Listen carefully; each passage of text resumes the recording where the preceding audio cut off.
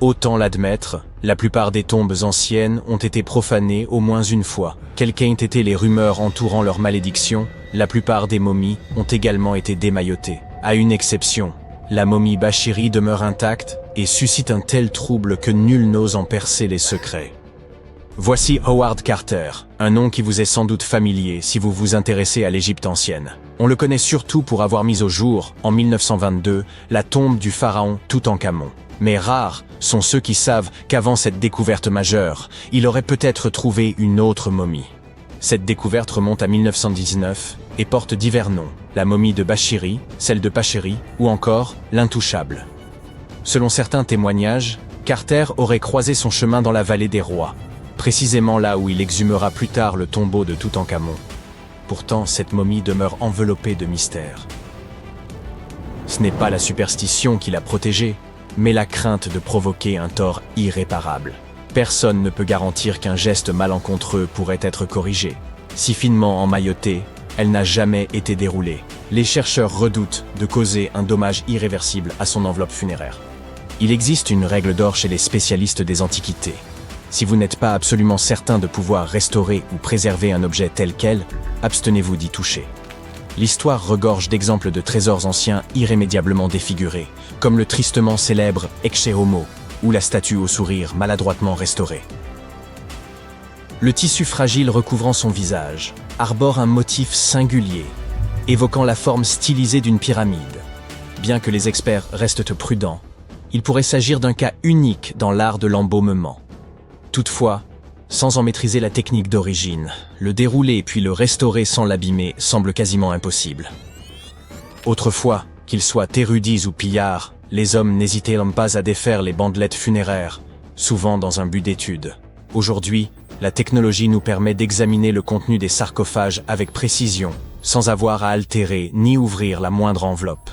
Après un examen approfondi de la momie de Bashiri, les chercheurs ont pu déterminer qu'elle appartenait à un homme mesurant environ 1,67 m et ayant vécu durant l'ère ptolémaïque, soit entre 305 et 30 avant notre ère. Cela signifie que cette dépouille remonte à quelques 2300 ans. Le musée égyptien a révélé que les radiographies avaient permis de déceler une inscription portant le nom du défunt, bien qu'il demeure difficile d'affirmer s'il s'agissait de Pachéry ou de Nenu, ce qui ne fait qu'ajouter au mystère. Le musée a également tenu à souligner que le luxueux coffret renfermant la momie était orné de scènes richement illustrées. On y distingue le corps du défunt allongé sur un lit funéraire, encadré par les déesses Isis et Nephthys, ainsi que par les 4 fils du dieu Horus. À ses pieds figurent en outre 2 représentations d'Anubis. Il convient de noter que la momie de Bashiri n'est pas la seule à avoir conservé son intégrité. C'est également le cas d'Isetem-Kebde.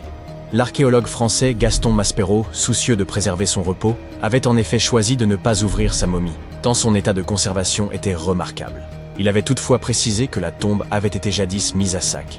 Les radiographies ont permis d'approfondir notre connaissance de cette momie. Les images ont révélé la présence de plusieurs objets enfouis avec elle, notamment des amulettes autour de son cou, de son bras droit et de son front. Il s'agissait de l'épouse d'un grand prêtre. Ces radios ont également mis en évidence des problèmes dentaires et une arthrite touchant ses genoux. Si l'on sait qu'elle est morte à un âge avancé, il reste difficile d'en déterminer la précision. Mais divers documents datant du règne de son fils attestent de la haute estime dans laquelle elle était tenue au sein du royaume. Isetem-Kebde n'était autre que la sœur épouse de Pinet-Jem II. Vous avez bien saisi? Ils étaient à la fois conjoints et liés par le sang. Une telle union, aussi choquante puisse-t-elle paraître aujourd'hui, visait à préserver la pureté du sang royal. Un raisonnement comparable à celui des Habsbourg, dont la quête obsessionnelle de pureté aboutit à la consanguinité et à la tristement célèbre mâchoire des Habsbourg. Il ne nous appartient pas de juger les normes ou les pratiques de l'Égypte antique, mais ce que l'on peut affirmer sans réserve, c'est que tant Bashiri qu'Isetem-Kebde ont eu la chance exceptionnelle de demeurer intacts. Toutankhamon, pour sa part, n'échappa pas à l'acharnement méthodique des chercheurs, au prix de nombreuses dégradations. Bien que la sépulture de Toutankhamon ait été mise au jour dès 1922, il fallut attendre l'année 1925 pour que les cercueils emboîtés soient ouverts lors d'une campagne de fouilles. Le premier, maintenu fermé à l'aide d'épingles en argent, dissimulait un second cercueil, anthropomorphe, décoré de verres colorés et de guirlandes florales. Des inquiétudes entouraient dans la momie royale, car elle avait été exposée à l'humidité. Le cercueil intermédiaire, dépourvu de poignée et particulièrement lourd, exigeait une extrême prudence lors de sa manipulation. Le 28 octobre 1925, en ouvrant le cercueil intérieur, en or massif et enveloppé d'un tissu rouge, les chercheurs découvrirent enfin la momie du souverain. La momie de Toutankhamon, longue d'environ 185 cm, épousait presque parfaitement les dimensions du cercueil intérieur, qui en mesurait 188. Vous l'aurez deviné, cette marge minime posait un réel problème. Extraire un corps aussi ancien, fragile et desséché d'un espace aussi restreint relevait d'un véritable défi, tant les risques d'endommagement étaient grands et la maniabilité quasi nulle. L'aspect de la momie soulevait des soupçons, elle était d'un noir de jais. Howard Carter, responsable des fouilles, estima qu'environ 2 seaux d'huile avaient été versés sur le corps. Toutefois, on avait soigneusement évité d'en asperger le masque et les pieds, probablement dans l'intention d'assurer une meilleure conservation. Le corps reposait dans le cercueil avec une légère inclinaison, et la différence de concentration d'huile entre les deux côtés laissait penser que le cercueil avait peut-être basculé lors de sa mise en place dans le sarcophage. Ce liquide, en réagissant avec le temps, généra de l'humidité puis des réactions chimiques internes. Carter qualifia ce phénomène de combustion spontanée lente, qui entraîna la carbonisation progressive des bandelettes de lin. Hélas, la chaleur et l'humidité combinées n'épargnèrent pas les ornements funéraires.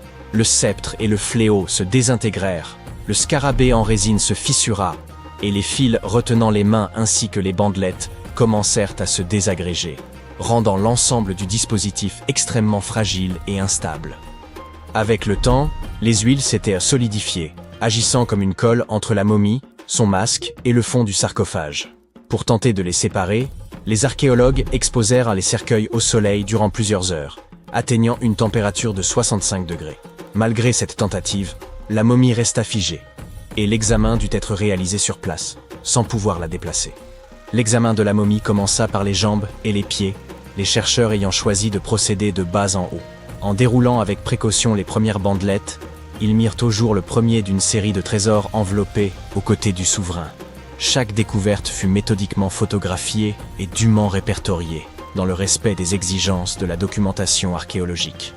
Les couches internes des bandelettes étaient en mauvais état, largement réduites en poussière, ce qui compliquait la compréhension de leur agencement initial. Néanmoins, les méthodes employées restaient conformes à celles observées dans d'autres momies nobles de l'époque, avec de nombreux coussinets en lin pliés servant à modeler le torse et les cuisses. Les bandelettes extérieures et intérieures étaient confectionnées en lin fin, tandis que les couches médianes étaient plus grossières. Un bandage complexe entourait les épaules, la poitrine et la région de l'aine. Chaque membre, ainsi que les doigts et les orteils, recouverts de capuchons d'or, étaient enveloppés séparément. De plus, Toutankhamon portait des sandales en feuilles d'or aux pieds. Les chercheurs espéraient pouvoir séparer la momie du cercueil en retirant simplement les bandelettes extérieures, mais la résine avait solidement collé le corps au bois. Ils durent donc procéder à un dégagement mécanique, sectionnant le torse au niveau des hanches et désarticulant les bras pour continuer le démaillotage. Pour stabiliser les différentes parties, chaque segment fut traité à la cire de paraffine chaude, puis les mains et les pieds furent réassemblés à l'aide de résine. La tête, collée au masque funéraire, fut détachée avec des couteaux chauffés. Afin d'examiner la dentition, une incision fut pratiquée autour de la mâchoire et du cou, réparée ensuite à la résine. Techniquement, les scientifiques firent tout ce qui était en leur pouvoir pour préserver la momie. Pourtant, malgré leurs efforts, elle subit des dommages irréversibles. Et vous, qu'en pensez-vous? Auraient-ils dû la laisser dans son sarcophage ou ont-ils agi à bon escient? Partagez votre avis dans les commentaires. En 1850, l'égyptologue français Auguste Mariette se rendit sur la terre des pharaons en quête de manuscrits, mais tomba par hasard sur une tête de sphinx qui émergeait des dunes. Après avoir dégagé le sable, il comprit que ce sphinx marquait l'entrée d'une structure souterraine. Quelques mois plus tard, il pénétra finalement dans le Sérapéum de Saqqara. À l'intérieur, il découvrit un gigantesque sarcophage en granit contenant les restes de 64 taureaux. Les scientifiques restent émerveillés par la technologie qu'utilisèrent les anciens Égyptiens pour déplacer ces immenses blocs. Le Sérapéum, construit vers 3000 ans avant notre ère, était une sépulture souterraine dédiée au taureau sacré Apis, vénéré dans l'Égypte ancienne. Il comportait un long corridor de près de 150 mètres, bordé de vastes salles de pierre. Certains sarcophages, pesant jusqu'à 100 tonnes, soit l'équivalent de 50 voitures moyennes, étaient réalisés avec une précision remarquable, présentant des angles parfaits de 90 degrés. Ornées de hiéroglyphes et de gravures, ces pièces détaillaient les récits et l'importance accordée au taureau Apis. Aujourd'hui, seuls 24 sarcophages subsistent. Dans l'Égypte antique, les taureaux Apis occupaient une place prépondérante en raison de leur lien avec le dieu Ptah. Ils étaient perçus comme porteurs de son esprit et de sa sagesse, tout en soutenant le pharaon et son peuple. Les prêtres identifiaient ces taureaux sacrés en recherchant des signes distinctifs. Un triangle blanc sur le front, symbole de lumière divine, une marque dorsale évoquant l'aile d'un vautour, et une forme de scarabée sous la langue, associée à la réincarnation. Lorsqu'un taureau portait ces marques, il était considéré comme élu par Ptah et traité avec vénération. Ces animaux vivèrent dans un temple dédié à Memphis, ville où l'on honorait Ptah, et bénéficièrent des soins les plus attentifs, ainsi que d'offrandes de visiteurs désireux de recevoir leur bénédiction. À leur mort, les taureaux Apis étaient momifiés et honorés avec la plus grande solennité. Lorsque Mariette pénétra dans le Sérapéum, il observa des traces de rouleaux sur le sol des galeries et découvrit 2 treuils horizontaux en bois, chacun muni de 8 leviers. Par la suite, d'autres explorateurs signalèrent la présence de doubles rails. Les chambres funéraires étaient situées à un niveau inférieur au sol du couloir. Pour positionner les sarcophages, les ouvriers remplissaient ces chambres de sable, permettant ainsi un déplacement en ligne droite. Ensuite, le sable était progressivement retiré, abaissant doucement les sarcophages dans des emplacements parfaitement taillés dans la roche. Une inscription en pierre trouvée dans le Sérapéum mentionnait qu'à l'époque de Ptolémée II, en 247 avant notre ère, il fallait 28 jours pour placer un seul sarcophage avec son couvercle. L'incroyable précision des sarcophages, notamment leurs angles de 90 degrés, s'explique également par les avancées géométriques des anciens Égyptiens. Dès 1850 avant notre ère, ils rédigèrent des traités de géométrie, démontrant qu'ils connaissaient une valeur approximative de pi et savaient calculer le volume d'une pyramide tronquée. Ces compétences avancées en mathématiques expliquent leur capacité, 5 siècles plus tard, à sculpter des surfaces parfaitement planes. Bien que tout cela puisse sembler logique, certains pointent des incohérences. La taille des sarcophages dépasse largement celle des taureaux, alors que les pharaons étaient inhumés dans de petits cercueils, à peine adaptés à leur corps. De plus, ces sarcophages, réalisés en granit avec une précision remarquable, auraient pu être fabriqués en calcaire, un matériau bien plus facile à travailler. Le transport de ces immenses sarcophages semble réalisable en théorie, mais reste complexe. Si une personne pouvait tirer environ 200 kilos, il aurait fallu au moins 250 personnes pour déplacer un seul sarcophage. Or, les tunnels du Sérapéum sont extrêmement étroits, excédant d'à peine 60 cm la largeur des sarcophages eux-mêmes. Il aurait été impossible que des centaines de personnes se serrent dans ces espaces confinés pour tirer les sarcophages. Et quand bien même, comment auraient-elles pu faire pivoter les blocs dans ces étroits couloirs, les abaisser dans leurs niches et les positionner parfaitement au centre? Pourtant, cela a été réalisé pas moins de 24 fois, chaque sarcophage étant impeccablement centré. De surcroît, les chambres étaient recouvertes de poussière, sans aucune trace de suie provenant des lampes, ce qui impliquerait de travailler dans une obscurité quasi totale. La fonction véritable de ces sarcophages pourrait toutefois avoir été différente. Bien avant l'ère des pharaons, les populations locales connaissaient déjà le processus de fermentation. Ce phénomène survient lorsque des micro-organismes, comme les levures, consomment des substances comme l'amidon, produisant ainsi du gaz carbonique et de l'éthanol. Il est donc possible qu'en Égypte ancienne, des aliments tels que l'orge, le pain ou même la viande aient été placés dans ces immenses coffres de pierre, puis scellés hermétiquement à l'aide de lourds couvercles. Ces sarcophages en granit, d'une précision remarquable, étaient pratiquement hermétiques, empêchant toute fuite. Lorsque la levure commençait à agir, elle générait progressivement du gaz carbonique, augmentant la pression interne. Les sarcophages, dotés d'une robustesse exceptionnelle, pouvaient supporter des pressions bien supérieures à celles des pneus de voiture. Sous l'effet de cette compression, les cristaux du granit produisaient une très faible charge électrique. Ce phénomène était possible grâce à la présence de quartz dans le granit, un matériau réactif à la pression. Par ailleurs, l'ajout de viande ou de parties animales aurait pu favoriser le développement des levures. La viande contient en effet de l'acide oléique, un élément nécessaire pour que les levures continuent de croître et résistent aux effets toxiques de l'éthanol qu'elles produisent. Ainsi, avec l'accumulation de gaz et la production d'électricité, ces sarcophages n'auraient pas uniquement servi d'anciens garde-manger, mais auraient pu être de véritables systèmes énergétiques. Au fil du temps, la pression interne devenait si élevée qu'elle pouvait repousser le couvercle, libérant le gaz avec un bruit sec. Toutefois, lorsque le Sérapéum fut redécouvert en 1850, d'anciennes peintures montrèrent que des pierres étaient empilées sur certains couvercles. Cela suggère que, dans l'Antiquité, des efforts furent entrepris pour alourdir ces couvercles afin de limiter les pertes dues à la pression interne. Ce poids additionnel permettait également aux cristaux de quartz du granit de continuer à générer davantage d'électricité sous l'effet de la pression. Si quelqu'un ouvrait l'un de ces sarcophages de pierre plusieurs millénaires plus tard, il ne découvrirait à l'intérieur que les ossements des taureaux déposés à l'origine.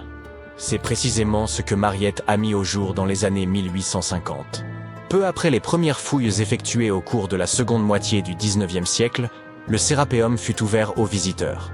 Le prince de Galles, futur Édouard VII, aurait même déjeuné avec ses invités dans l'une de ses tombes. Bien que le site ait été rendu inaccessible pendant un certain temps à cause des sables et des séismes, il est aujourd'hui de nouveau possible de le visiter afin d'en percer le mystère.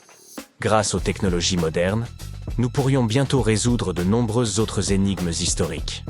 Une équipe de scientifiques du musée Field d'histoire naturelle de Chicago a récemment utilisé un scanner spécifique pour analyser des momies égyptiennes sans les déballer.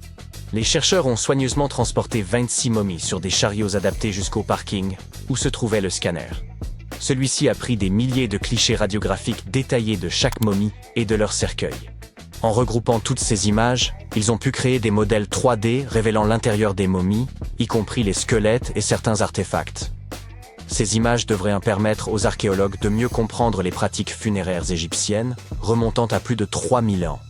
Bien que la phase de numérisation ait été réalisée en seulement 4 jours, l'analyse complète des données pourrait prendre jusqu'à 3 ans. Les chercheurs ont néanmoins déjà pu découvrir quelques détails personnels sur certaines momies. L'une des figures momifiées les plus célèbres du musée est Shennet Aa, une aristocrate ayant vécu dans l'Égypte ancienne il y a environ 3000 ans. Elle serait décédée à la fin de sa trentaine ou au début de sa quarantaine. Les embaumeurs avaient inséré du rembourrage dans son cou pour éviter qu'il ne s'affaisse, garantissant ainsi que son corps demeure intact à travers les âges. Ils avaient également placé des yeux artificiels dans ses orbites afin qu'elle conserve une apparence complète dans l'au-delà. Elle avait été enveloppée dans un lin de raffiné et placée dans un cercueil richement décoré. Les scans ont révélé que ce dernier comportait une fente à l'arrière, utilisée par les embaumeurs pour ajuster le corps, ainsi que des détails artistiques, tels que des marques indiquant la position de ses genoux. Son enterrement semblait comparable, en termes de sophistication, à la conception d'une voiture haut de gamme. Grande nouvelle, le Père Noël existe vraiment, et il ressemble à ça. Je sais, ce n'est pas exactement l'image que nous nous faisions du joyeux vieillard, mais une tombe récemment découverte pourrait être la preuve que nous attendions pour établir que Saint Nicolas a bel et bien existé, et qu'il était turc. Il s'avère qu'il n'était pas originaire du pôle Nord, il s'agissait d'un évêque au grand cœur du IVe siècle, célèbre pour les cadeaux qu'il offrait à tout le monde. La légende raconte qu'il serait né riche dans l'ancienne ville de Patara, dans l'actuelle Turquie, et qu'il aurait sillonné les campagnes pour venir en aide aux pauvres et aux malades. Pendant des siècles, cependant, les gens ignoraient s'il avait réellement existé. Certaines sources historiques affirment qu'il a été enterré à Mir, qui s'appelle aujourd'hui Demre, en Turquie. Depuis les années 80, des archéologues creusent autour de cette région pour tenter de trouver des preuves. Aujourd'hui, leur miracle de Noël s'est enfin réalisé. Après avoir creusé à 183 cm de profondeur dans une annexe de l'église Saint-Nicolas, ils ont mis au jour une mystérieuse tombe en calcaire d'environ 2 mètres de long.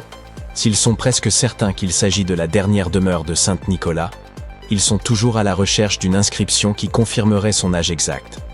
Pour ce qui est du Père Noël fictif, la légende dit que sa maison se trouve en Laponie, en Finlande.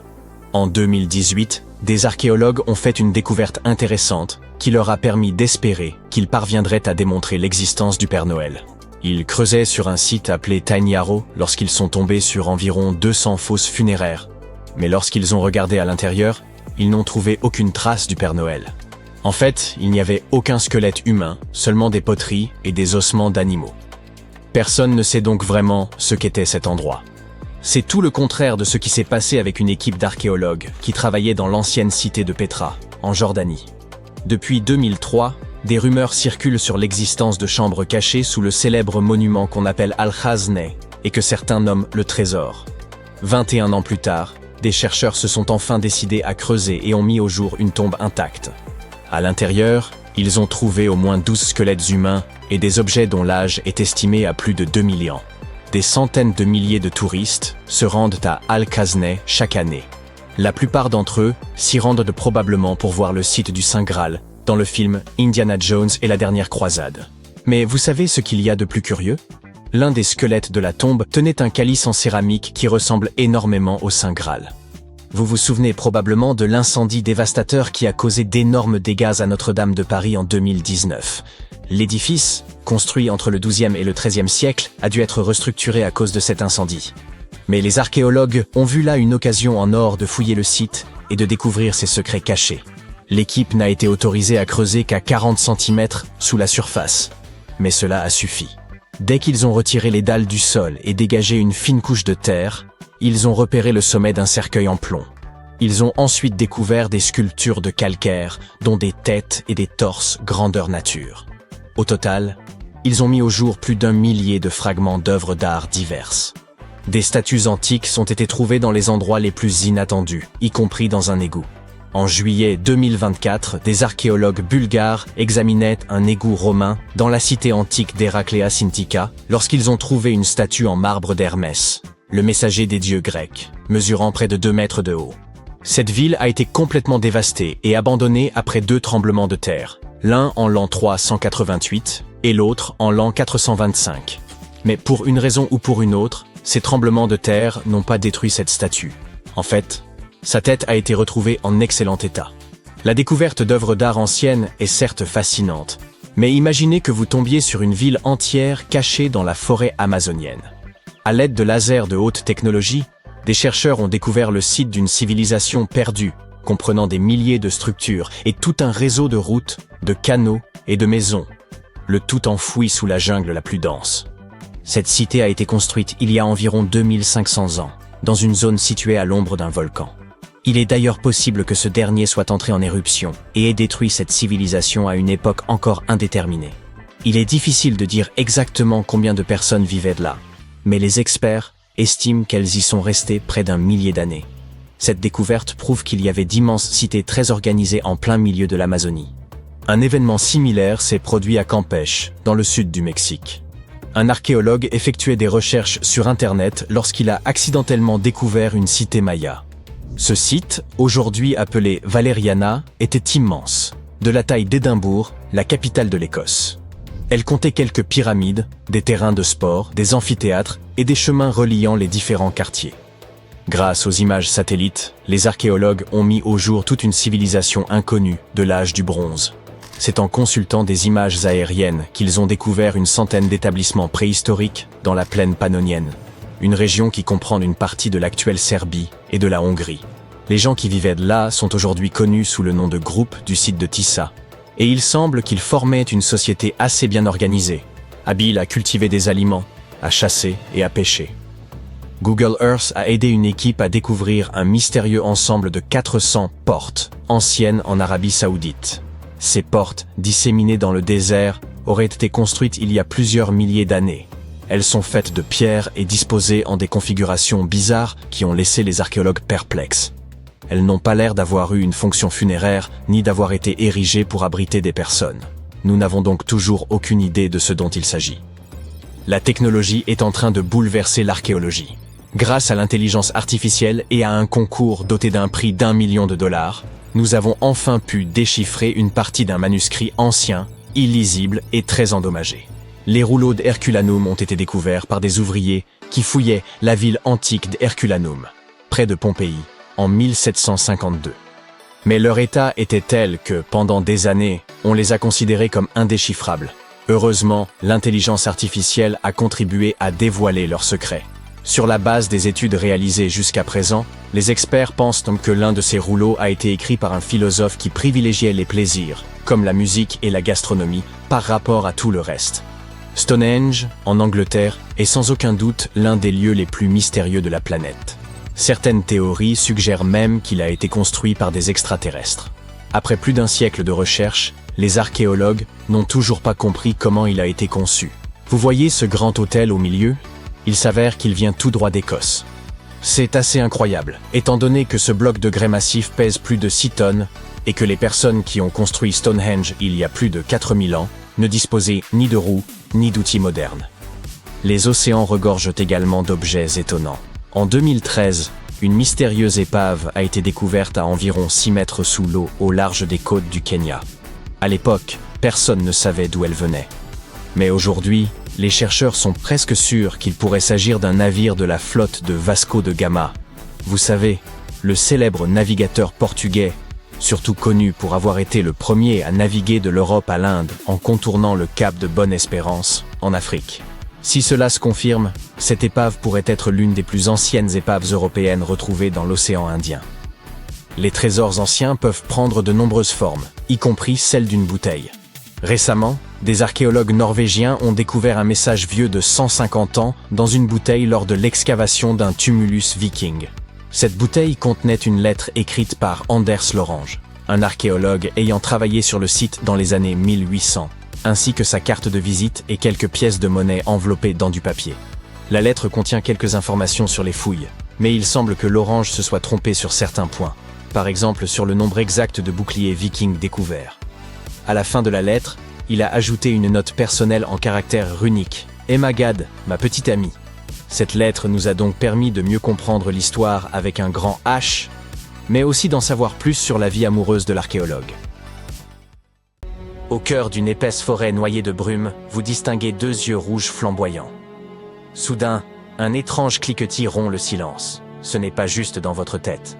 S'étendant sur 3200 km, de Terre-Neuve jusqu'au centre de l'Alabama, la chaîne des Appalaches abriterait des créatures redoutables comme le Bigfoot et le mystérieux Wampus Cat. Si vous pensez qu'il ne s'agit que de légendes, sachez qu'une explication troublante se cache derrière ces récits.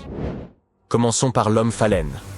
Véritable icône des récits d'horreur, cette créature tire son origine d'un fait bien réel survenu en plein cœur des Appalaches, à Point Pleasant, en Virginie occidentale. En 1966, 2 jeunes couples roulèrent sur une route isolée lorsqu'ils ont brusquement aperçu une silhouette humanoïde d'environ 2 mètres de haut, semblable à un gigantesque papillon de nuit aux yeux rouges incandescents. Pris de panique, ils ont aussitôt accéléré, mais l'étrange entité s'est envolée à leur poursuite, émettant un cri strident, avant de disparaître dans l'obscurité. Lorsqu'ils ont rapporté leur mésaventure à la police, ils ont décrit une créature massive, dotée de grandes ailes blanches et d'une carrure imposante. Toutefois, son visage leur est resté invisible, comme occulté par l'intensité envoûtante de son regard. L'homme phalène est depuis devenu une légende urbaine captivante. Des témoins affirment avoir vu des créatures similaires ailleurs aux États-Unis, notamment à Chicago et Gallipoli, dans l'Ohio. Les explications varient. Certains parlent d'un ballon muni d'une lampe de poche, d'autres d'extraterrestres. Mais il se pourrait aussi que l'origine de cette frayeur ne soit qu'un oiseau, en l'occurrence une chouette rayée. Cette confusion est compréhensible, car cet oiseau nocturne possède un regard perçant et émet des cliquetis troublants qui peuvent paraître surnaturels dans l'obscurité. Pourtant, la chouette rayée reste de taille modeste, ce qui interroge sur le fait qu'elle ait pu être prise pour une créature aussi terrifiante. Alors, que s'est-il réellement passé ? Ensuite, ces étranges créatures, connues sous le nom de gens aux yeux de lune, auraient autrefois peuplé l'ensemble des Appalaches. Décrits comme barbus, au visage plat, à la peau claire et dotés de grands yeux bleus, ils demeurent une énigme. Pourquoi auraient peuplé ? Parce qu'aucune preuve tangible de leur existence n'a jamais été trouvée. Leur légende appartient au folklore cherokee, ce qui rend incertaine la fiabilité des récits les concernant. Malgré tout, leurs histoires glaçaient le sang des habitants et des voyageurs traversant les Appalaches. On racontait que ces êtres mystérieux approchaient des maisons à la nuit tombée, chuchotant dans l'obscurité. Mais il était formellement interdit de sortir ou même de les observer. À l'aube, les occupants découvraient leur maïs soigneusement récolté, comme si une main inconnue leur était venue en aide. D'autres, en revanche, retrouvaient leurs champs dévastés, comme si une troupe entière s'y était affairée avant de tout emporter. L'un des récits les plus célèbres à leur sujet concerne un mur de pierre énigmatique situé dans le parc d'État de Fort Mountain. Remontant à une période comprise entre 500 et 1500 après Jésus-Christ, son origine demeure inconnue. Certains avancent qu'il aurait été bâti par les gens aux yeux de lune, les ruines constituant ainsi une preuve de leur existence passée. Cette hypothèse n'est peut-être pas totalement infondée. Une théorie suggère que ces êtres n'étaient autres que des Gallois, établis dans les Appalaches pour en exploiter les montagnes. Les Cherokees leur auraient attribué ce surnom en raison de leur existence passée dans les mines et de leur remarquable vision nocturne. « Hé, Minou, Minou, viens voir par là. Oh, attendez, qu'est-ce que c'est ?» Selon la légende, le Wampus Cat serait une créature hybride, mi-chat, mi-chien, qui hante les Appalaches après la nuit tombée ou peu avant l'aube. Sa particularité ? Il peut courir sur ses deux pattes arrière comme un humain. Alors, si vous le voyez foncer sur vous, mieux vaut ne pas traîner et surtout éviter de croiser son regard. La rumeur prétend que ses yeux jaunes transpercent l'âme et le cœur de ceux qui ont le malheur de le croiser, les poussant inexorablement à la folie. Il ne s'agit sans doute que d'un mythe, mais la créature réelle à l'origine de ces légendes n'est guère plus avenante. Décrit comme une panthère aquatique, le Wampus Cat évoquerait un puma aux yeux de certains spécialistes. Ces félins possèdent d'excellentes aptitudes à la nage et sont capables de traverser un lac de grande taille sans difficulté. Imaginons que vous rouliez de nuit à travers les Appalaches. Soudain, une silhouette surgit sur la route. Vous ralentissez pour l'observer de plus près. Elle a l'apparence d'un cerf, mais quelque chose cloche. Ses yeux sont anormalement rapprochés. Sa tête semble difforme, son cou paraît trop long, et ses membres se meuvent d'une manière troublante, presque mécanique, comme si l'animal était manipulé par des filins invisibles. Et même en klaxonnant, il ne daigne pas bouger. Il est évident qu'il ne vous craint pas. On l'appelle le Not Deer. Si certains affirment l'avoir aperçu jusqu'au Texas, voire en Norvège, ce phénomène demeure ancré dans le folklore appalachien. Une jeune femme a raconté qu'au cours d'une randonnée, elle avait croisé une biche. L'animal l'aurait alors fixé droit dans les yeux. C'est alors qu'elle a remarqué un détail effrayant. Ses genoux étaient inversés. Quelle que soit la direction normale des articulations d'un cerf, celle-ci s'inclinait à l'opposé. Une aberration.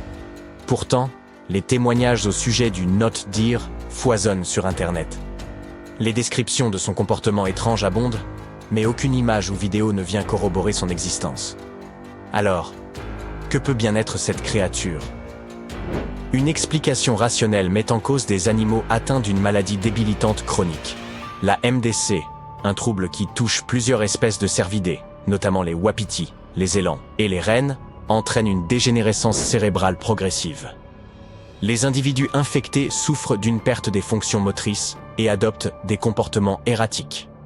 Étant donné la similitude entre ces symptômes et les descriptions du Not Deer, cette maladie pourrait bien être à l'origine de ces rencontres inquiétantes. La dernière créature de notre liste n'est autre que le Bigfoot. Vous savez, cet être massif et velu, à l'allure vaguement humaine, qui se déplace debout et arpente les vastes forêts des États-Unis. Dans les Appalaches, des témoignages font état de son apparition depuis les monts Adirondacks de l'État de New York jusqu'aux montagnes Blue Ridge de Géorgie. Cette silhouette énigmatique hante l'imaginaire collectif depuis des décennies. Mais certains scientifiques estiment qu'il ne s'agirait en réalité que d'un simple ours noir, victime d'une méprise. Il se trouve que l'ours noir américain vit dans les zones où de nombreuses observations de Bigfoot ont été signalées. Des études révèlent d'ailleurs une corrélation intrigante. Chaque augmentation de 1000 individus au sein de la population d'ours noirs correspond à une hausse de 4% des signalements de Bigfoot. Deux facteurs expliqueraient pourquoi cet animal pourrait bien être l'imposteur parfait. Tout d'abord, sa taille imposante. Un mâle adulte peut atteindre les 300 kg et mesurer jusqu'à 1,80 m de long. Ensuite, bien que l'on ait tendance à les considérer comme quadrupèdes, ces ours sont tout à fait capables de se tenir debout sur leurs pattes arrière. En réalité, non seulement ils en sont capables, mais ils le font fréquemment. Ils se redressent pour mieux observer leur environnement, capter une odeur dans l'air, ou encore pour paraître plus menaçants en cas de danger. Dans ces moments-là, leur silhouette rappelle indéniablement celle d'un homme. Pour les personnes peu coutumières de ces animaux, la confusion est aisée, et il n'est guère surprenant que certains y voient une créature surnaturelle. Vous vous demandez peut-être pourquoi tant de phénomènes étranges et d'êtres mystérieux semblent liés aux Appalaches. L'explication pourrait tenir à l'ancienneté de cette région. Le processus géologique ayant donné naissance à ces montagnes s'est étendu sur plus de 480 millions d'années, ce qui les rend par exemple plus anciennes que les anneaux de Saturne. Au fil de cette longue évolution, le territoire a connu des bouleversements majeurs dans sa composition, donnant naissance à une grande diversité de niches écologiques, variant selon l'altitude, la pente, l'exposition, la température et les précipitations. Selon les spécialistes, l'attrait de cette région pour les mythes et légendes ne réside pas seulement dans son ancienneté, mais aussi dans le fait qu'elle en porte encore les marques.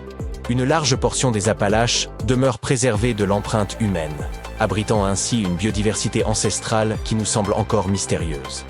Le paysage, fait de forêts profondes, de vallées noyées dans la brume et de rivières sinueuses, évoque un monde oublié, propice aux énigmes. Au fil des siècles, l'isolement naturel de ces montagnes n'a fait que nourrir et entretenir ces récits fascinants. Il fait sombre et chaud, et il est difficile de respirer profondément sous terre dans la mine de Karove, au cœur du Botswana. Votre quart de travail a commencé il y a déjà plusieurs heures, et pourtant, le caillou que vous tenez entre vos mains ne semble pas prometteur. D'un autre côté, il y a une infime chance que ce soit le plus gros diamant que vous ayez jamais trouvé. Vous décidez d'en informer vos patrons canadiens de Lucara Diamond Corp. Et bingo!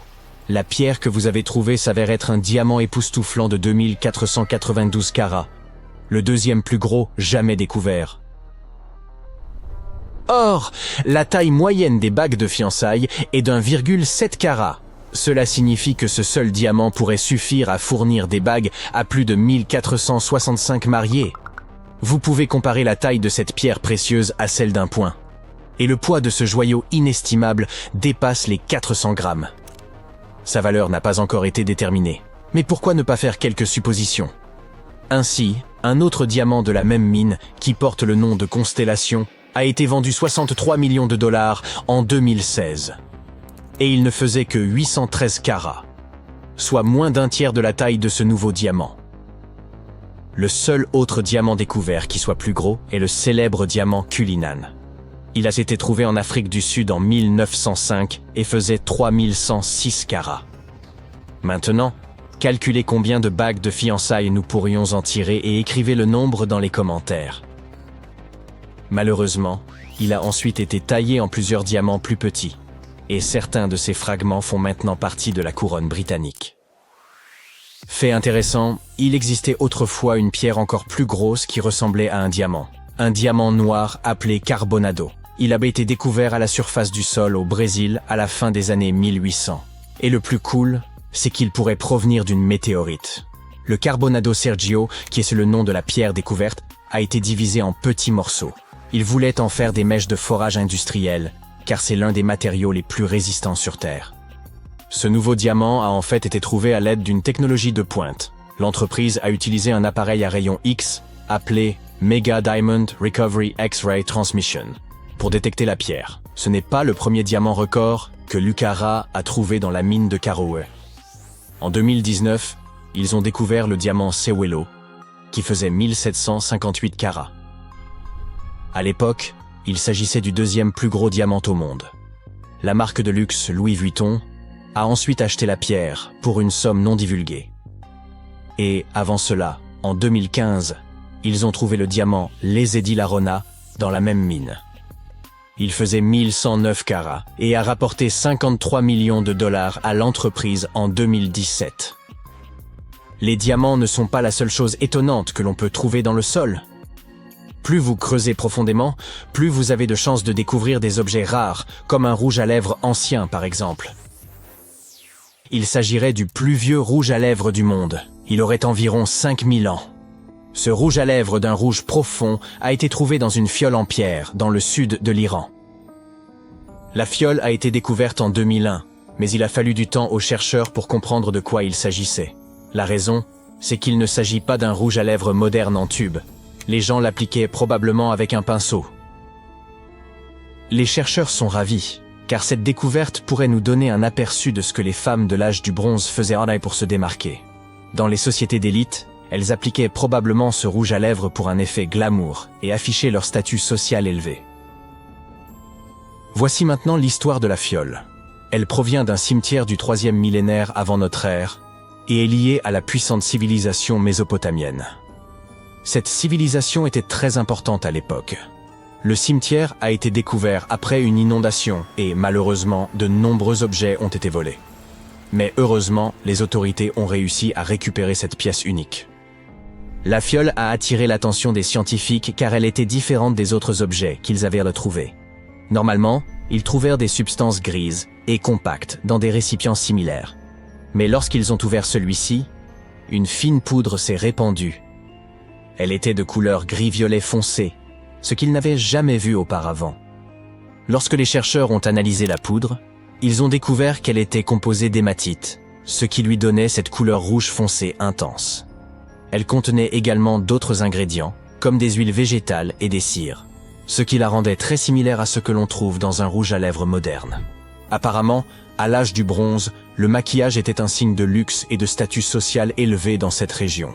Il était un signe de richesse et de pouvoir, en particulier dans les cercles d'élite. D'ailleurs, les chercheurs ne peuvent pas affirmer avec certitude qu'il s'agit du plus ancien rouge à lèvres au monde. Qui sait, quelque chose de plus ancien pourrait apparaître un jour. Et si on allait en Bulgarie tout de suite pour faire des fouilles? Ah, attendez. Pas besoin de prendre une pelle et de vous salir les mains. Une découverte incroyable vous attend déjà. Là-bas, ils ont trouvé une grande statue en marbre. Elle mesure près de 2 mètres de haut, qui pourrait représenter Hermès, une divinité grecque. Mais le plus fou, c'est qu'elle a été enterrée dans un ancien égout pendant environ 2000 ans. La statue est en très bon état, surtout la tête, qui est super bien conservée. Il y a quelques fissures au niveau des mains, mais dans l'ensemble, elle se trouve dans un état incroyable, selon le directeur scientifique des fouilles. Voici comment ils ont trouvé la statue. L'équipe effectuait des fouilles de routine dans le sud-ouest de la Bulgarie, près de la frontière grecque. Cette région faisait autrefois partie de l'ancienne ville d'Hérakléa Sintika, qui remonte au IVe siècle avant notre ère. En creusant, les chercheurs sont tombés sur le pied en marbre de la statue. À partir de là, ils ont soigneusement mis au jour le reste de la statue. Ce fut une véritable surprise pour eux, car ils ne s'attendaient pas à trouver quelque chose de ce genre. En ce moment, l'équipe s'efforce de retirer la statue des égouts sans l'endommager. Elle est très lourde. Ils utilisent donc une grue pour la soulever, et puis ils la transporteront au musée d'histoire de Pétrec. Une fois restaurée, ils prévoient de l'exposer. Les experts sont très enthousiastes. Cette découverte pourrait nous en apprendre beaucoup sur la culture de Hérakléa Sintika, qui n'est pas un site antique très connu. Maintenant, si vous rêvez de faire des découvertes comme celle-ci mais que vous n'avez pas de diplôme, ne vous découragez pas. Même un amateur peut faire une découverte scientifique. Par exemple, vous pourriez trouver un dodécaèdre romain. C'est un objet métallique étrange et mystérieux à 12 faces, de la taille d'un pamplemousse, et personne ne sait vraiment à quoi il servait. Les historiens se creusent la tête à ce sujet depuis des siècles.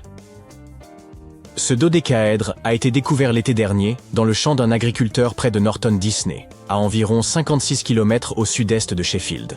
Un groupe de bénévoles avait déjà trouvé des pièces de monnaie et des broches romaines dans la région, et savait donc que le champ pouvait receler d'autres trésors. Une étude géophysique avait révélé des zones souterraines où le champ magnétique terrestre était perturbé, ce qui indiquait que quelque chose pouvait être caché.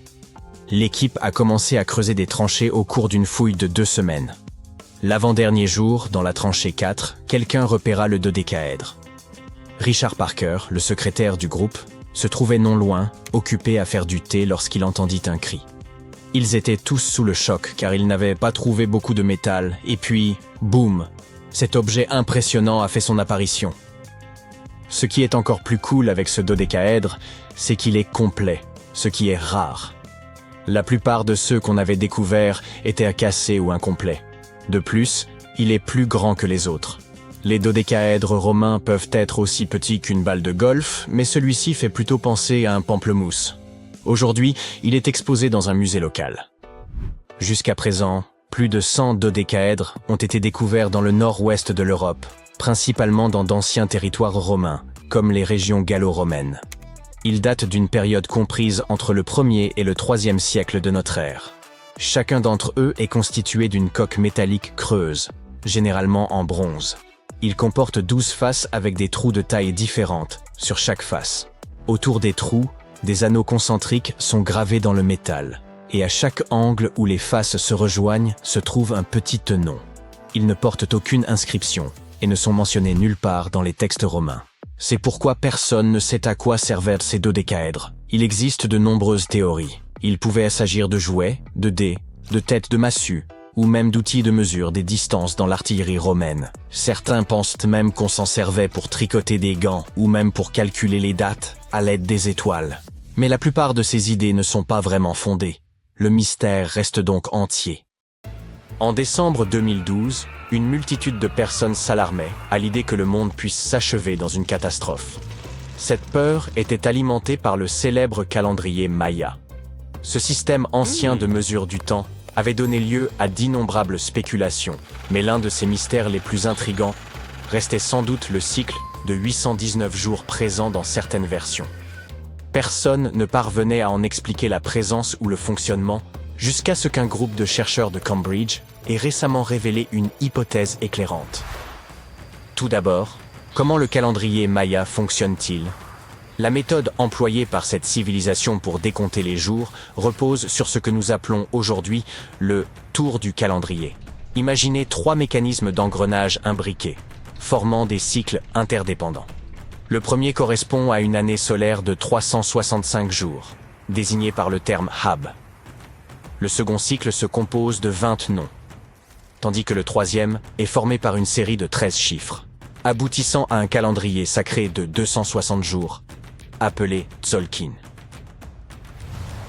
De manière comparable à notre façon de désigner une date comme le 25 décembre 2025, les Mayas nommaient leurs jours en fonction de l'alignement des 3 cycles. Par exemple, un jour pouvait être identifié comme 3 maniques et 14 pop. Il faut un cycle complet de 52 ans pour que ces 3 systèmes se synchronisent à nouveau. Après quoi, les jours recommencent à se répéter. C'est ici que les choses se complexifient davantage. Certains monuments mayas comportent des inscriptions énigmatiques mentionnant un autre cycle, le fameux compte de 819 jours. On en dénombre environ une vingtaine d'exemples, principalement découverts à des endroits tels que Palenque et Yaxchilan, au Mexique. Ces inscriptions, loin d'être anodines, suggèrent que ce calendrier renferme un secret d'importance. Les premières études ont révélé que le cycle de 819 jours était associé à 4 couleurs et aux points cardinaux qui leur correspondaient. Le noir pour l'ouest, le rouge pour l'est, le blanc pour le nord et le jaune pour le sud. Les chercheurs ont également établi que cette période de temps pouvait être subdivisée en 3 cycles distincts. Un de 9 jours, un de 7 jours et un de 13 jours. En les multipliant, on obtient 819 jours. Intriguant, certes, mais pourquoi une telle structure ? Ce système de couleurs associé aux 3 cycles semblait n'être qu'une interprétation superficielle, et les spécialistes étaient persuadés que son véritable sens nous échappait encore. Une autre observation notable des chercheurs concernait la manière dont ce curieux décompte des jours était souvent représenté. Un glyphe en forme de hydraque, accompagné d'un nombre, était utilisé, mais dans certains cas, un glyphe symbolisant Kawil y était ajouté. Cette puissante divinité maya, fréquemment associée à la création et à la foudre, était traditionnellement représentée avec une torche émergeant de son front, symbolisant l'étincelle vitale. Dans les années 90, une étude a avancé une hypothèse intrigante. Lorsque l'iconographie de Kawil montrait des émanations de fumée et de feu depuis son front, elle pourrait représenter les planètes Jupiter ou Saturne, voire les deux simultanément. Cela suggérait que le compte de 819 jours pouvait être d'une certaine façon relié à ces astres. Les recherches se sont alors orientées vers la compréhension de cette connexion potentielle. La première hypothèse formulée était que ce calendrier avait pu servir aux Mayas pour suivre les mouvements de Jupiter et Saturne. Les chercheurs ont ensuite relevé une particularité fascinante. Ces cycles semblaient correspondre aux périodes synodiques de ces planètes. Par période synodique, on entend la durée nécessaire à un corps céleste, tel qu'une planète, pour retrouver une position similaire, ou presque, vue depuis la Terre. Cependant, malgré l'intérêt de cette théorie, certains aspects restaient incohérents. Chaque planète suit une trajectoire bien spécifique, et tenter d'intégrer plusieurs d'entre elles dans une période de 819 jours posait problème. En clair, ce système calendérique en 4 parties assorti de son code de couleurs, s'avérait trop limité pour coïncider parfaitement avec les périodes synodiques des planètes visibles. Il semble donc que nous soyons revenus à la case départ. Ce mystère a déconcerté les spécialistes pendant des décennies, jusqu'à ce qu'en 2023, une nouvelle approche vienne tout remettre en question. Les chercheurs ont compris qu'ils devaient changer de perspective. Au lieu de considérer ces 819 jours comme une unité fixe de temps, ils devaient envisager ce nombre comme une série de chronologies. Ainsi, cette période ne serait qu'un fragment d'un calendrier infiniment plus vaste. Comme évoqué précédemment, ce cycle semblait être conçu pour suivre la période où une planète devenait visible depuis la Terre. Pour démontrer que ces 819 cycles représentaient des chronologies et non des jours à proprement parler, les chercheurs avaient besoin d'une planète qui pourrait servir de point de référence afin de confirmer leur hypothèse. Dans ce cas, la planète clé était Mercure, et cela pour une raison assez évidente. La période synodique de Mercure est de 117 jours, ce qui s'intègre parfaitement dans le calcul du calendrier. Si l'on divise 819 par 117, on obtient 7, un nombre entier. Mercure est ainsi la seule planète visible dont le cycle synodique corresponde parfaitement à cette période en chiffres ronds. Une fois ce point de départ solide établi, il restait à élargir le calendrier.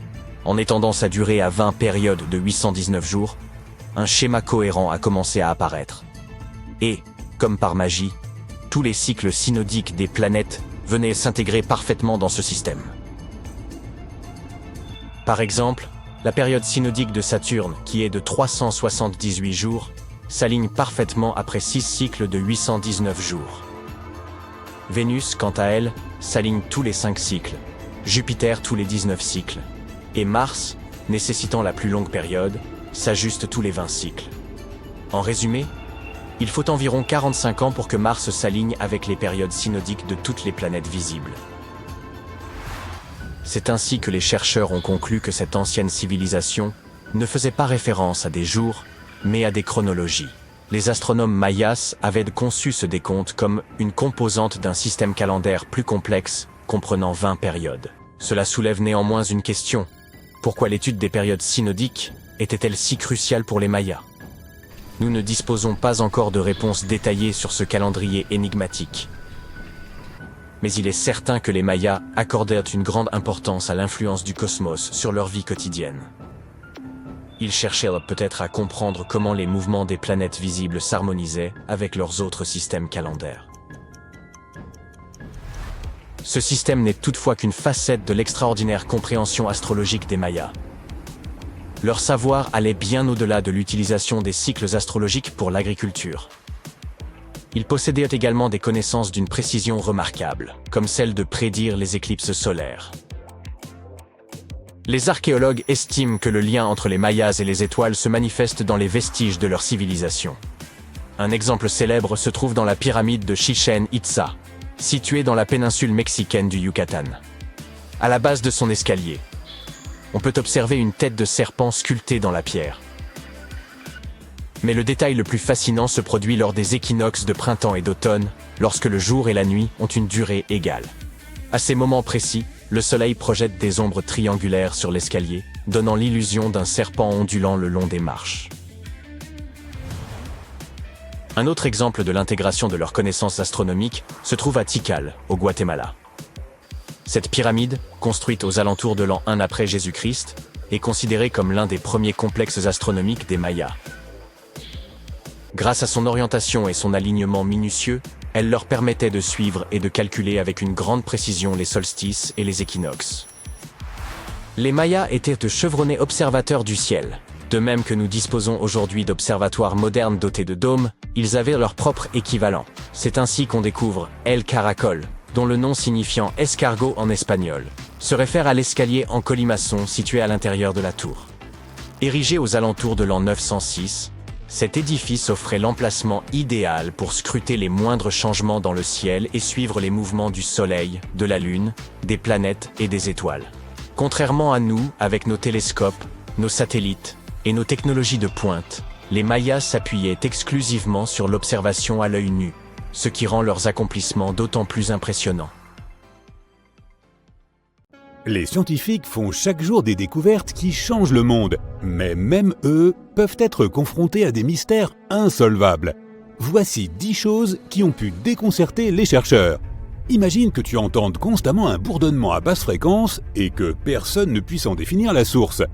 Environ 4% de la population mondiale affirme entendre le hum. C'est un son sans lien avec la région où il se produit. Et on veut dire par là que des gens du monde entier l'entendent, de sorte que l'on parle parfois du hum de Taos ou de celui d'Auckland en fonction de la région où il se fait entendre. Ce son se situe juste au seuil de l'ouïe humaine. Les gens disent l'entendre moins lorsqu'ils se trouvent en extérieur, alors qu'il devient plus fort à l'intérieur, et particulièrement la nuit. Ce qui est encore plus effrayant, c'est que tu ne peux plus t'empêcher de l'entendre une fois que tu l'as perçu. Certains affirment que le phénomène aurait commencé à Londres à l'époque de Charles Dickens, l'auteur d'Oliver Twist, et que ce son de basse fréquence proviendrait en fait de la clameur populaire. Ou pas. Les premiers cas ont été enregistrés à Bristol, au Royaume-Uni, et remontent au milieu des années 1970. Les scientifiques ont diverses théories concernant l'origine du hum et sur la raison pour laquelle seules certaines personnes peuvent l'entendre. Pour autant, ils n'ont pas encore de réponse claire. Il pourrait se produire lorsque les vagues se déplacent le long du plancher océanique et font trembler la Terre lorsqu'elles entrent en collision avec les plateaux continentaux. Ou bien il pourrait se produire en raison des éruptions volcaniques et des tremblements de terre. Oh, et que dire des signaux radio à ultra basse fréquence utilisés pour communiquer avec les sous-marins ou même de la 5G. L'upsweep est un autre type de son non identifié. Il a été détecté en 1991 dans l'océan Pacifique et ce son est suffisamment aigu pour être enregistré à travers tout l'océan. Les scientifiques entretiennent l'hypothèse que ce son pourrait être lié à l'activité volcanique sous-marine.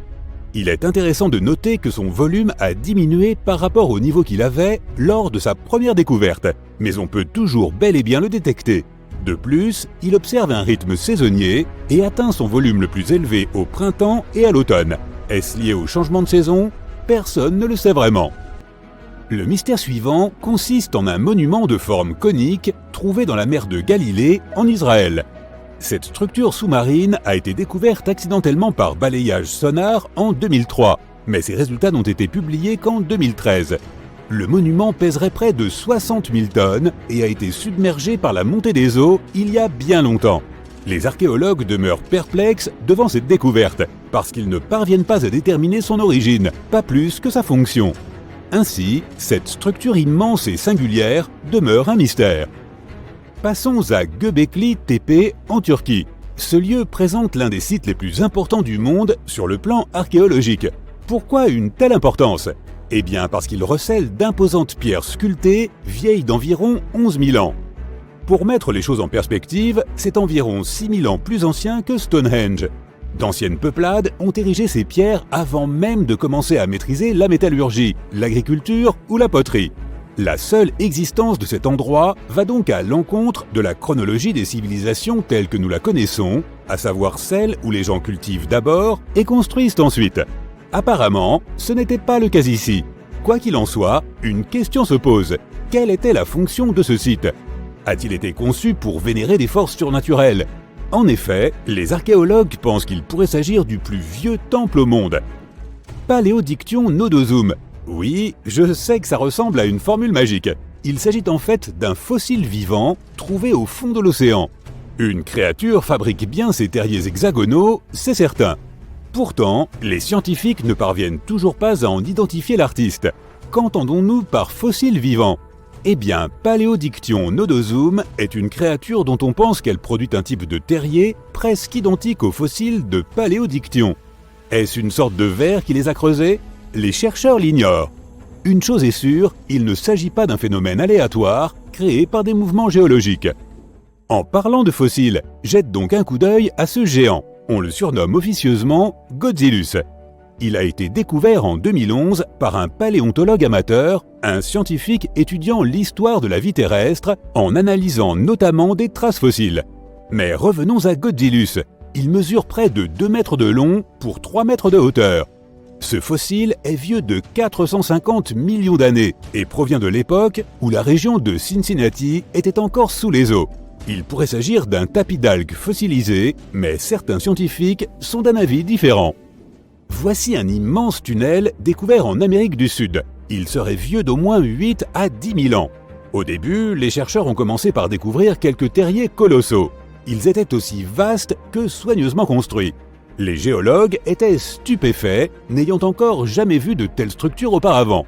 Aucun processus géologique connu ne permet d'expliquer leur formation. Les chercheurs connaissent d'ailleurs l'existence de ces terriers depuis les années 1930. Mais à l'époque, ils pensaient que ces tunnels avaient été creusés par des hommes préhistoriques, jusqu'à ce qu'ils découvrent d'énormes traces de griffes sur les murs et au plafond. Ils ont alors pensé que des espèces aujourd'hui disparues pourraient être à l'origine de ces marques. Et de nombreux géologues croient fermement être tombés sur des terriers de paresseux géants ou de tatous. Cette structure serait donc le plus grand terrier connu de l'ère paléolithique en Amazonie. Pourtant, les experts se posent de nombreuses questions. Comment se fait-il qu'une structure aussi soignée ait pu se former naturellement ? Un chercheur a ensuite découvert une autre grotte étrange. Celle-ci se trouvait à des centaines de kilomètres de l'immense tunnel. Avance rapide. On compte maintenant plus de 1500 terriers de l'ère paléolithique découverts au Brésil. Ce qui est encore plus intéressant, c'est que certaines de ces grottes sont connectées à des tunnels qui mènent parfois à des chambres. Enchaînons avec un phénomène naturel. Et si on te disait que chaque année, surtout en octobre, des boules de feu apparaissent sur le Mékong en Thaïlande ? Selon la légende, les boules de feu des Nagas seraient un appel au retour de Bouddha sur Terre. Et ce sont les serpents du fleuve qui lanceraient ces appels. Il s'agit d'un mythe, mais qu'en dit la science ? Est-ce lié à un gaz inflammable ? Il n'y a pas encore de consensus à ce sujet. Ces boules de feu semblent s'élever des eaux et peuvent atteindre une hauteur de près de 300 mètres. Elles s'apparentent à des feux d'artifice, disparaissent très rapidement et scintillent généralement d'une couleur orange ou rougeâtre. Mentionnons aussi quelques légendes au passage. Pourquoi pas après tout ? Elles peuvent être passionnantes. Et il serait dommage d'omettre celle qui concerne la cité perdue de l'Atlantide. Comme tu le sais sûrement, la légende voudrait que l'Atlantide ait été submergée par l'océan il y a environ 11 000 ans.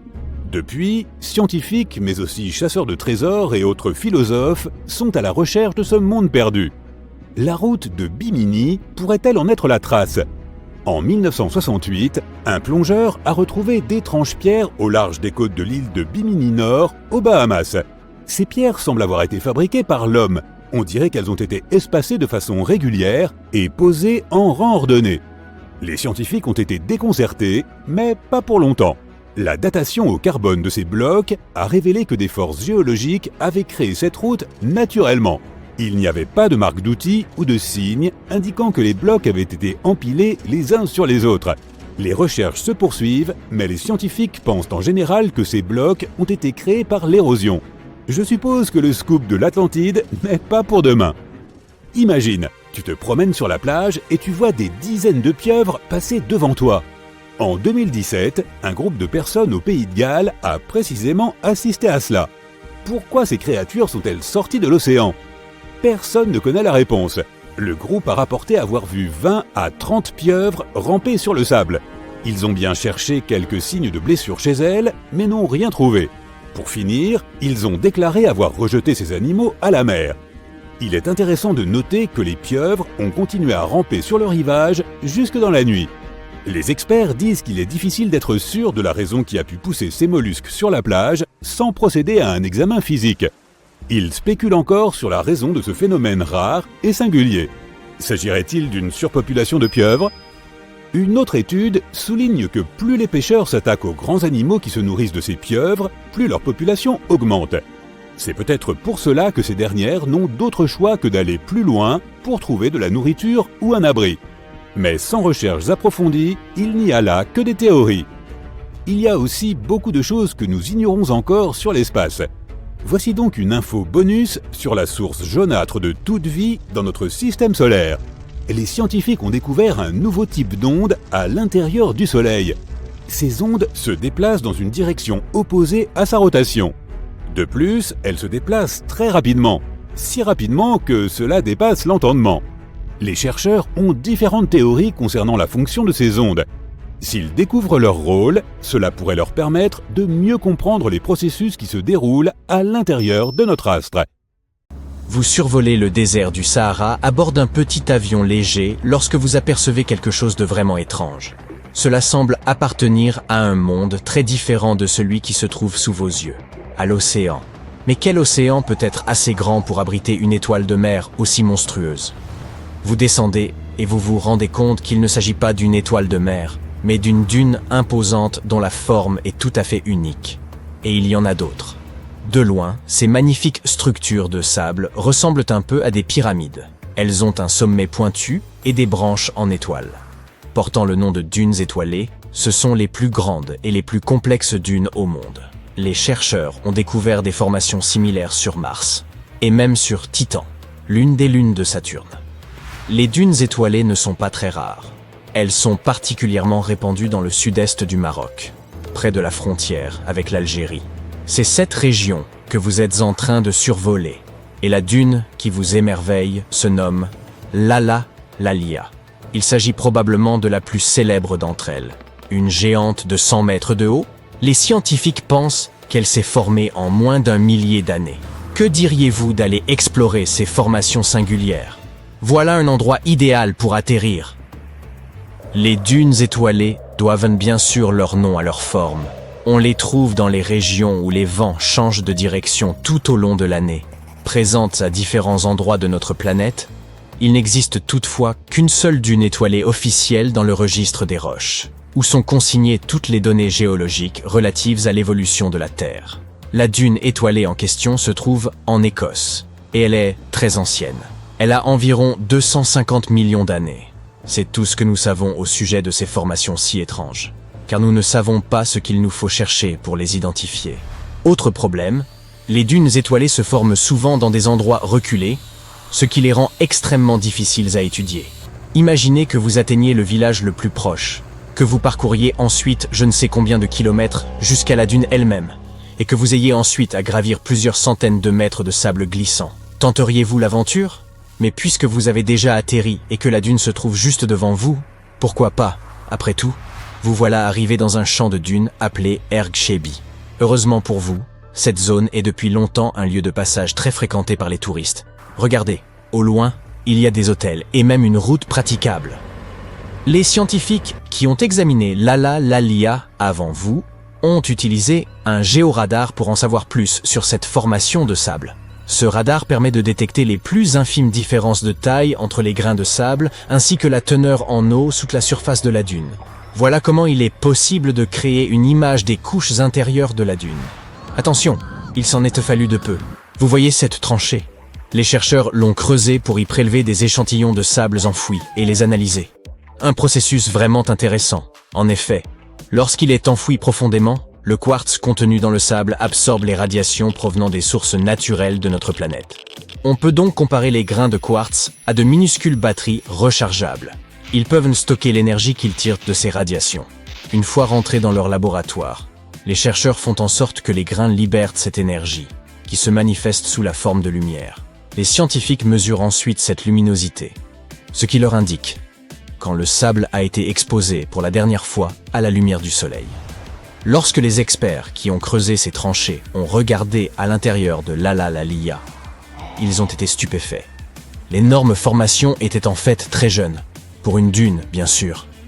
On s'attendrait à ce qu'une dune de plusieurs centaines de mètres de haut soit assez ancienne, c'est-à-dire qu'elle date de plusieurs milliers ou dizaines de milliers d'années. Mais ce n'est pas le cas ici. La partie supérieure de la dune a eu 900 ans tout récemment. Mais regardez le sable près de la base de la dune, oui, juste là. Il a été enfoui il y a environ 12 ou 13 000 ans, comme les plus anciennes dunes de la région. Ces vieilles dunes ont été actives pendant quelques milliers d'années, puis quelque chose a mal tourné. Pendant 8000 ans, le sable ne s'est plus accumulé à cet endroit. Un mystère? Les scientifiques ont peut-être une explication. Une première période de calme a eu lieu à une époque où le climat était chaud et humide. Oui, nous parlons bien du Sahara. Cela remonte à environ 11 700 ans. C'était la fin de la dernière période glaciaire et le début d'une nouvelle ère, l'Holocène. Et devinez quoi? Le Sahara est alors devenu vert. Il a commencé à fleurir comme un joli jardin botanique. Des plantes ont commencé à pousser un peu partout, stabilisant le sable. Si vous aviez visité la région à cette époque, vous ne l'auriez pas reconnu. En revanche, vous auriez probablement croisé des humains errant de marécage en marécage et chassant pour se nourrir. Des chercheurs ont trouvé des fragments de poterie et des outils en pierre sur l'un des versants de l'Alalalia. Oui, les dunes de sable se forment et se déplacent tout au long de leur vie, engloutissant et protégeant les vestiges que nous laissons sur notre passage. Il vous suffit de creuser suffisamment et vous trouverez quelque chose qui vous ouvrira une fenêtre sur le passé. Il peut s'agir de fossiles anciens, de coquillages, de coraux ou de plantes préhistoriques. Ces fossiles nous fournissent des informations précieuses sur l'histoire de notre planète et sur les êtres qui ont habité ces régions. Cela peut paraître surprenant, mais dans le désert du Sahara, des scientifiques ont découvert des reptiles marins et des poissons fossilisés bien préservés dans les couches inférieures de ces anciennes dunes de sable. Ce sont les vestiges de l'époque où la mer recouvrait le Sahara il y a des millions d'années. Quoi qu'il en soit, si vous voulez survivre, il est temps de quitter cet ancien paradis. Il y a 4000 ans, la période humide s'est achevée et le Sahara s'est à nouveau asséché. Notons que notre dune n'a pas commencé à se former tout de suite.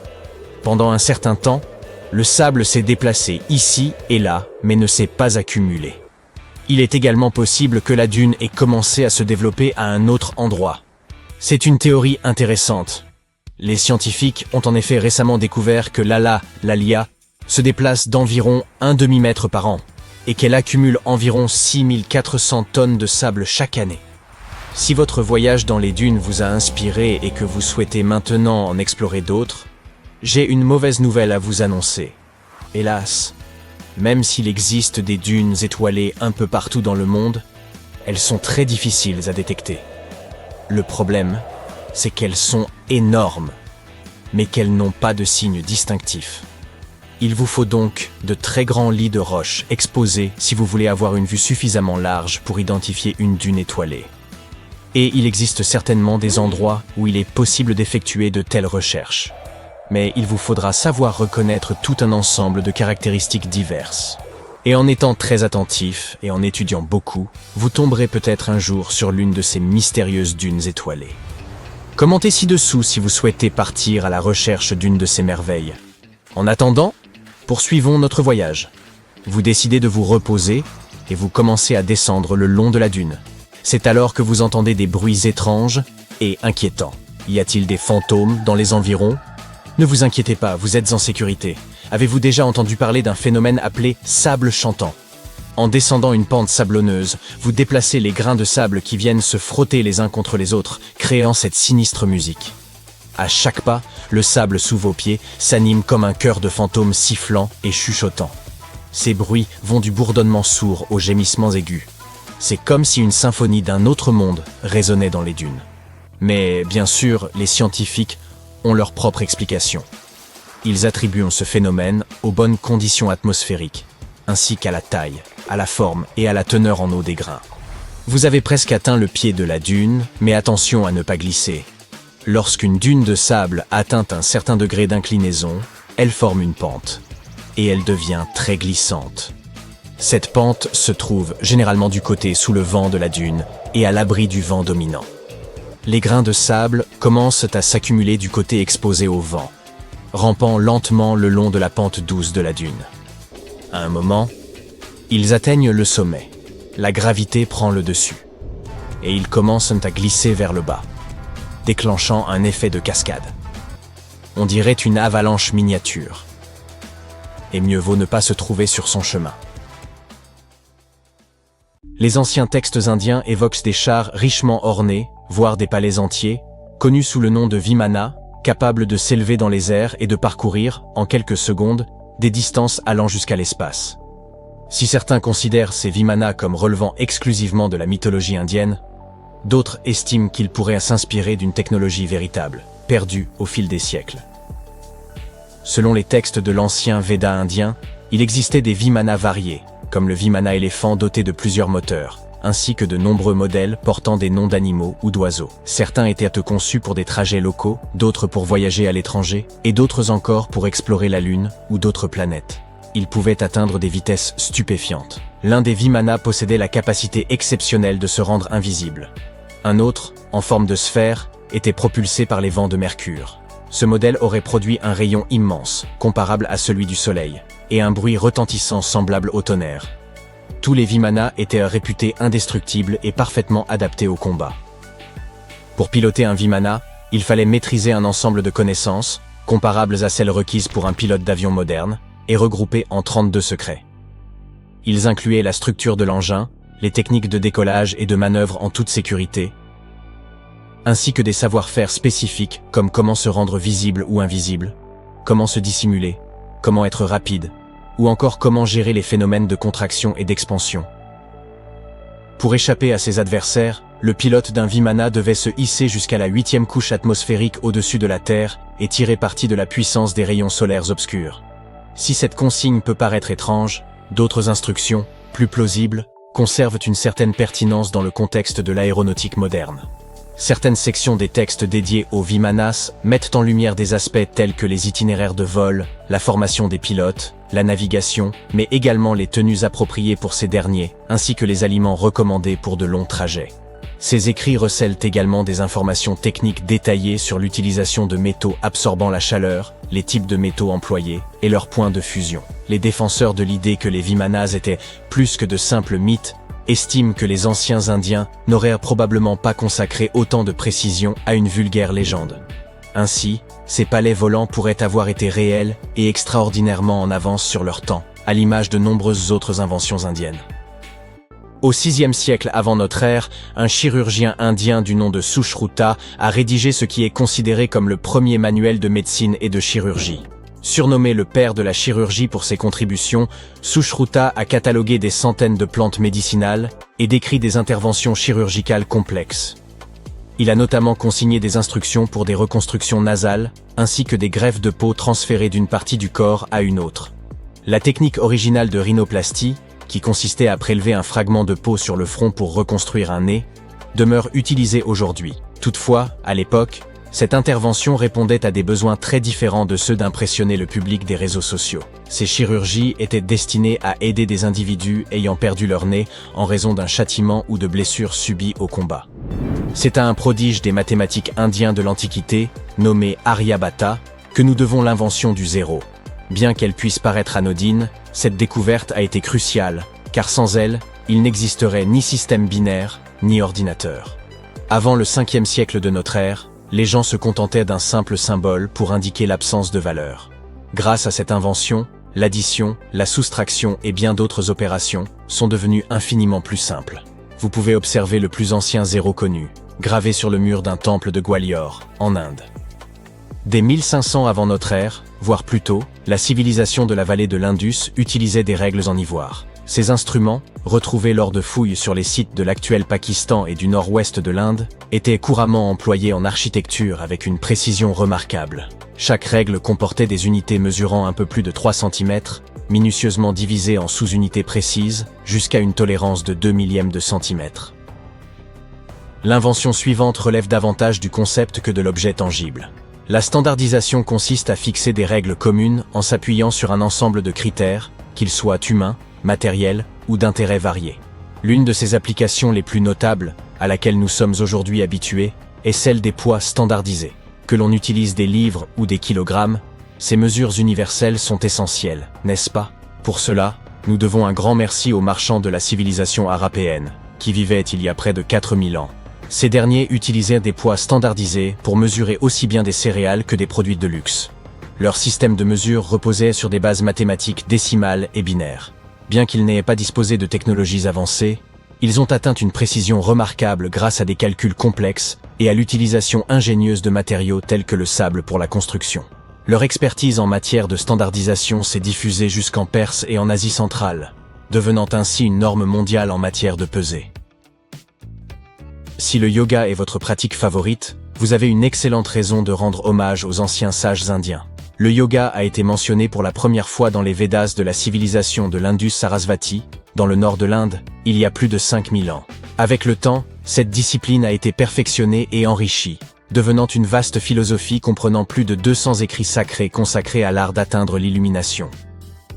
Au début de notre ère, le yoga a pris une nouvelle dimension grâce à l'écrivain hindou Patanjali, qui a structuré la pratique dans son œuvre, les Yoga Sutras. cette discipline s'est transformée en une méthode complète de rajeunissement du corps et en une pratique visant à prolonger la vie, avec des postures que l'on continue à exécuter sur les tapis d'aujourd'hui.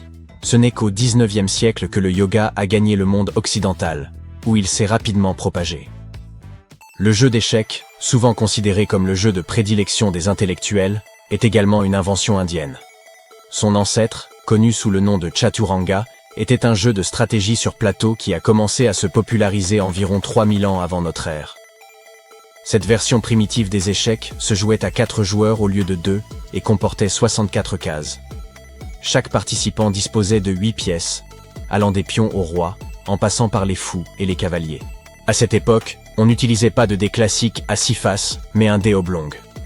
Les joueurs qui s'affrontaient étaient en réalité regroupés en 2 équipes selon leur position. La version moderne des échecs, telle que nous la connaissons aujourd'hui, trouve mention pour la première fois dans une légende de l'ancienne littérature indienne. Selon cette histoire, l'épouse du démon Ravana aurait inventé le jeu afin de divertir son époux. Le mot shampooing trouve son origine dans un terme hindi signifiant apaiser ou pétrir. Cette substance, inventée en Inde en 1762, servait à l'origine pour les massages crâniens, d'où son nom. Le premier shampoing était composé d'huile naturelle et de plantes. Les commerçants britanniques, séduits par cette idée, l'ont ramené en Angleterre. Puis il aura fallu plusieurs années pour que cette huile de massage évolue en shampoing tel que nous le connaissons aujourd'hui, mais son origine reste indienne.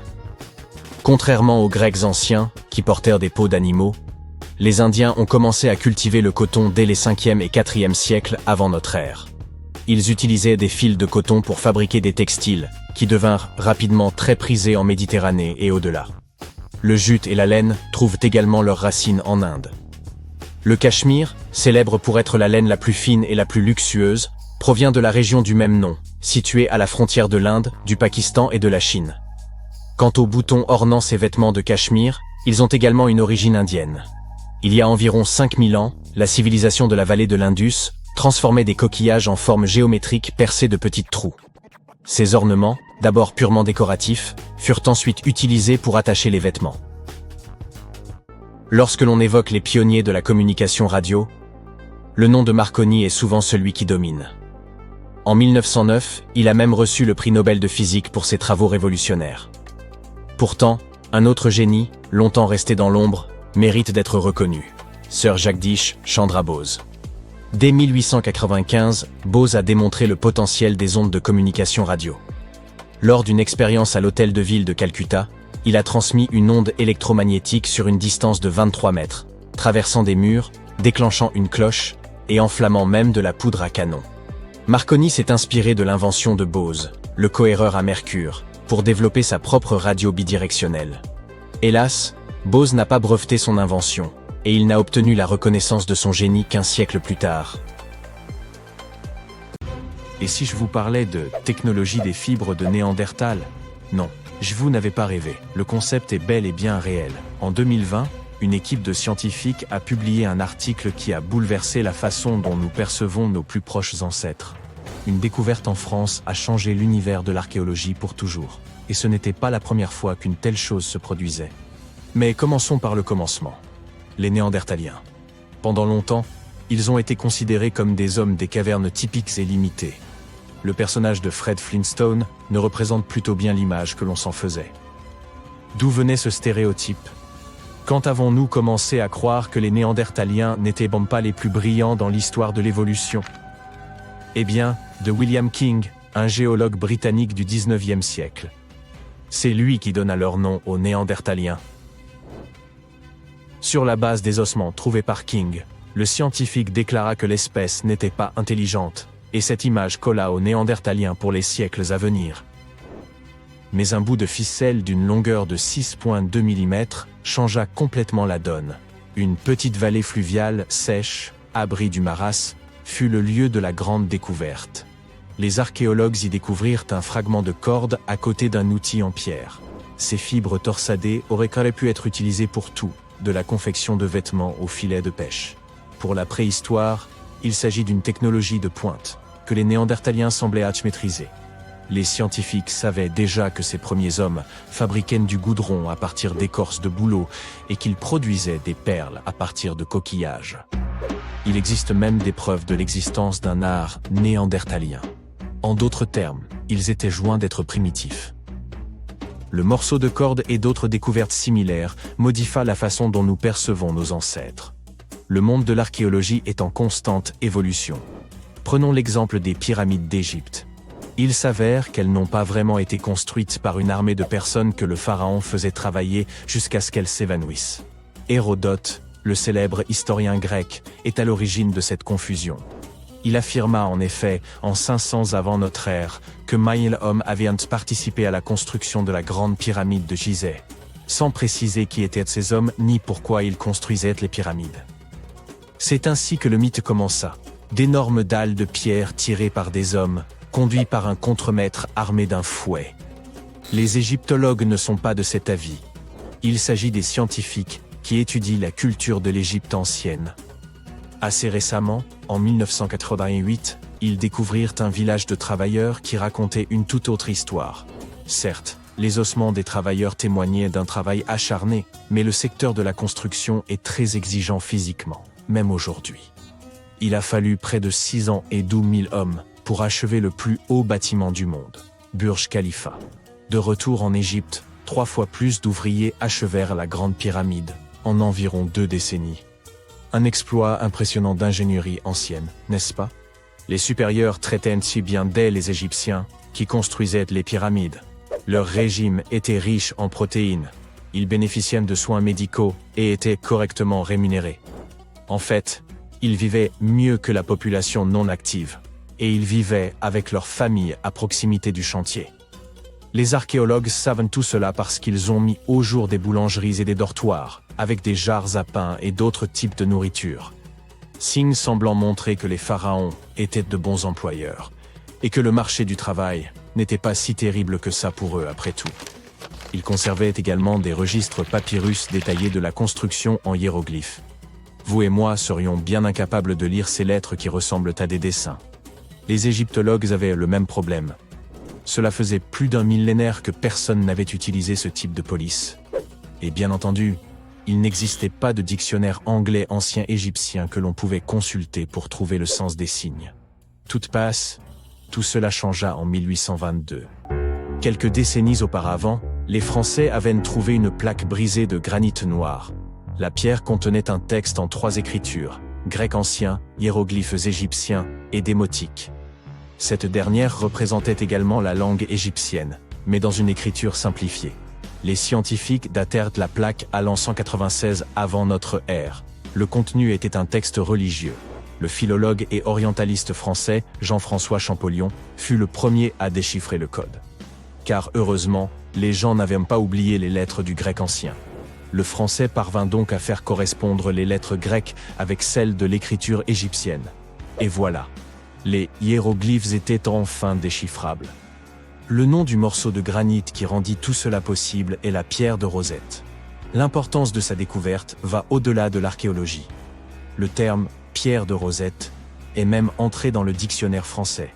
Il représente une découverte qui aide les gens à comprendre une énigme qui les a longtemps laissés perplexes.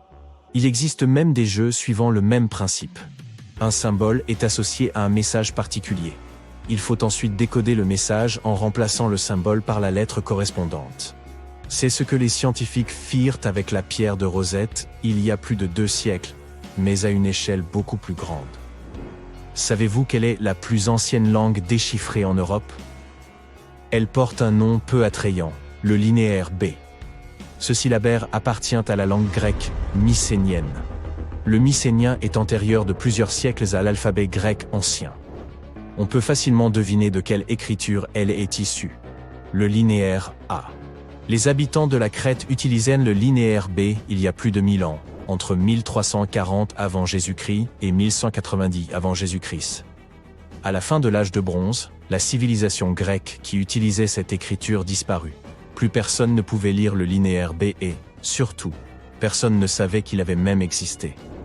Les choses allaient changer au cours des premières années du XXe siècle. Un archéologue britannique du nom de Sir Arthur Evans fit la découverte d'un vaste complexe palatial à Knossos, en Crète, Grèce. Il s'agissait du centre de la culture minoenne, à l'origine de l'énigmatique écriture. Le palais comptait quelques 1300 pièces, ornées de peintures colorées représentant des dauphins, des griffons et des taureaux. Tout cela captiva l'imagination des archéologues, mais leur plus grande découverte passa d'abord inaperçue. Des milliers de plaques d'argile cuites. L'incendie qui avait détruit le palais avait en effet permis de préserver les tablettes. Lors de la découverte des plaques, il fut impossible de lire ce qui figurait, car il s'agissait d'une langue inconnue. La communauté scientifique dut attendre encore un demi-siècle avant de pouvoir déchiffrer les plaques. C'est Michael Ventris qui finit par déchiffrer le code. Il s'agit d'un architecte et cryptographe anglais. Ventris avait étudié le grec et le latin. C'est en assistant à la conférence du célèbre archéologue Arthur Evans que le jeune homme décida de résoudre une fois pour toutes l'énigme du linéaire B. Il y parvint en 1952. L'un des faits les plus étonnants dans les découvertes de Ventris est que l'écriture s'avéra être une forme archaïque de grec.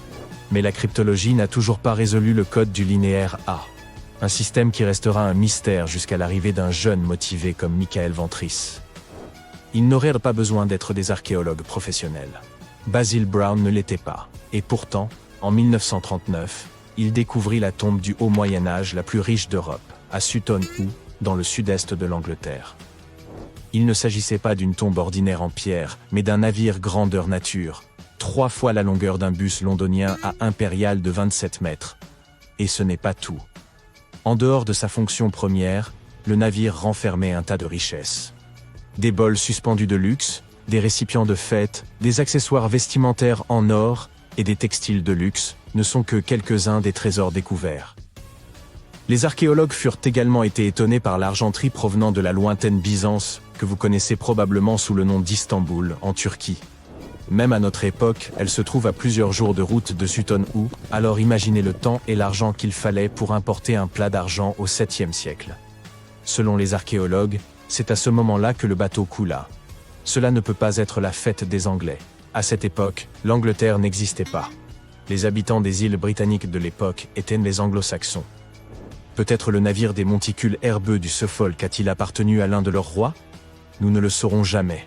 Le sol acide local a éliminé toute preuve possible. Ou peut-être qu'il n'y a jamais eu de pierre tombale.